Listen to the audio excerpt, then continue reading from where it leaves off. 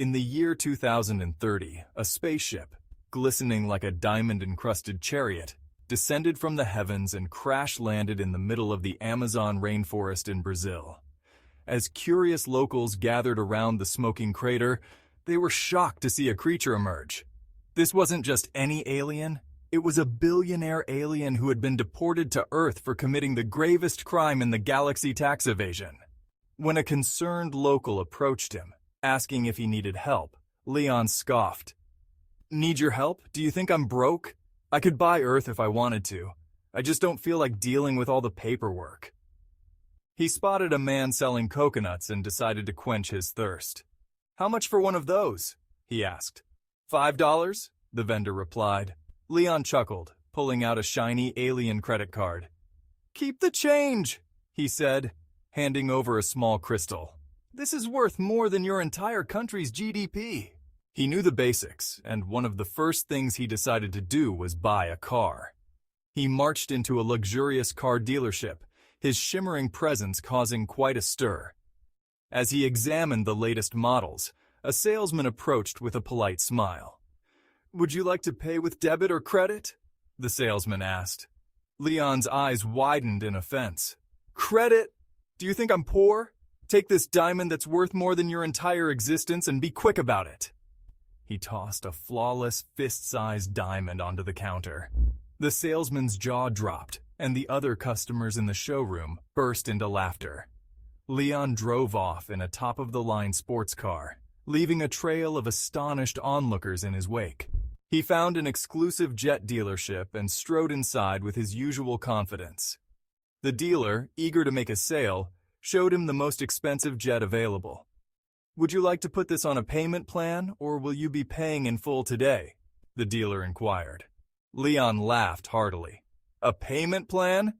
Do you have any idea who I am? Here, take this platinum ingot and keep the change. I don't need your help. I'm practically swimming in wealth." He handed over a bar of platinum that could have bought a fleet of jets. The dealer, dumbfounded, completed the transaction without further questions. Every interaction was an opportunity for him to showcase his immense wealth. He visited a tailor to get a custom-made suit and nearly caused a scene when they suggested he might want to see the budget options. Budget? My casual wear costs more than your entire store. Make me something worthy of a galactic mogul. Despite his over-the-top demeanor, Leon began to appreciate the simplicity of human life. He found joy in mundane activities like attending football matches and hosting extravagant barbecues. He made friends, though his ego often got in the way. At a barbecue, someone asked if he missed his home. "Miss my home? Are you kidding? The only thing I miss is my 200-room palace with its personal zero-gravity swimming pool." Leon's presence on Earth became legendary. Children gathered around him, eager to hear tales of his exploits and his fabulous wealth. He loved the attention, often exaggerating his stories for dramatic effect. And that's how I single-handedly outsmarted the Intergalactic Revenue Service. But enough about me. Who wants to see my spaceship? Leon's interactions continued to be a blend of humor and humility.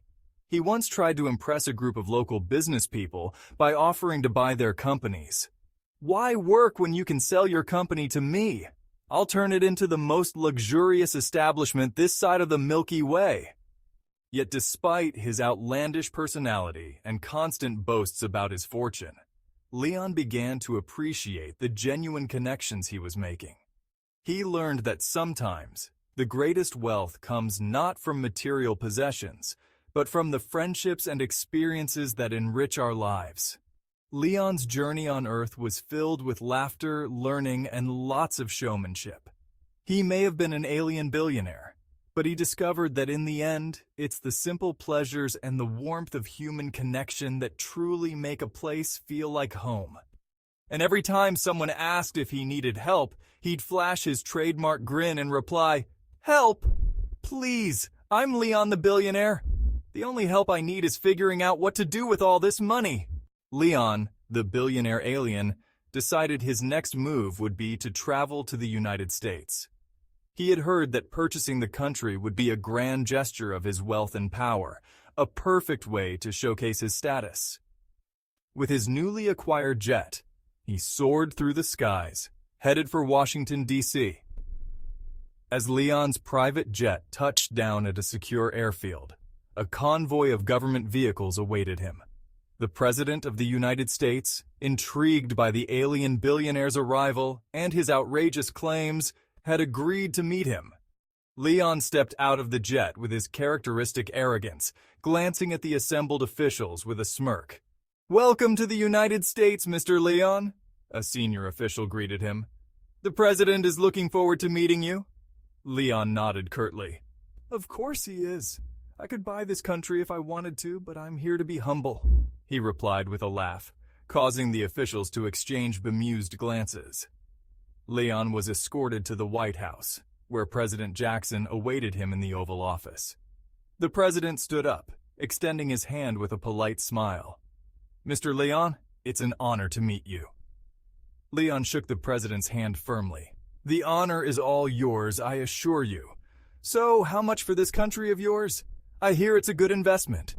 President Jackson chuckled, taken aback by Leon's directness. "Mr. Leon, the United States is not for sale." Leon waved dismissively. Of course. I wouldn't want to embarrass you by making an offer you can't refuse. But let's be honest, I could buy Earth if I wanted to. I'm just being humble." The president's aides struggled to maintain their composure, trying not to laugh at the alien's outrageous confidence. Leon continued, "I mean, just look at my spaceship. It's worth more than your entire defense budget. I'm practically giving you a discount by not buying this place outright." Leon spent the next few days touring the country, accompanied by top government officials. He visited major cities, always surrounded by a buzz of media and curious onlookers. At every stop, he couldn't resist making grandiose statements.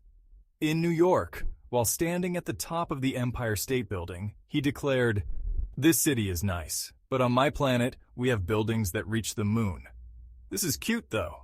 During a tour of Silicon Valley, he remarked, "Your technology is impressive for a primitive society. On my planet, we have AI that can run the entire universe. Maybe I'll set up a little startup here, show you how it's done." As the formal dinner drew to a close, Leon's typically smug demeanor softened. He glanced around the room, filled with influential figures and the president himself, and for a moment, the alien billionaire seemed reflective.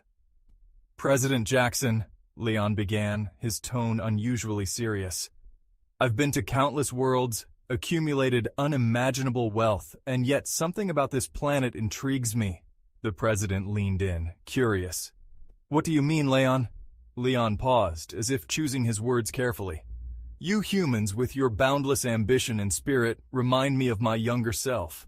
Perhaps instead of merely flaunting my wealth, I could contribute something meaningful here." The room fell silent, the gravity of Leon's words sinking in. "What are you suggesting?" the president asked. Leon smiled, a genuine warmth in his eyes. "I'm suggesting that I stay and invest in your world. Not just with my riches, but with my knowledge. Together we could advance your technology, solve your energy crises, and maybe even explore the stars as allies." The president looked thoughtful, then extended his hand once more. "Leon, I think we'd be honored to have you as more than just a visitor. Welcome to Earth." Leon shook the president's hand, this time with genuine respect.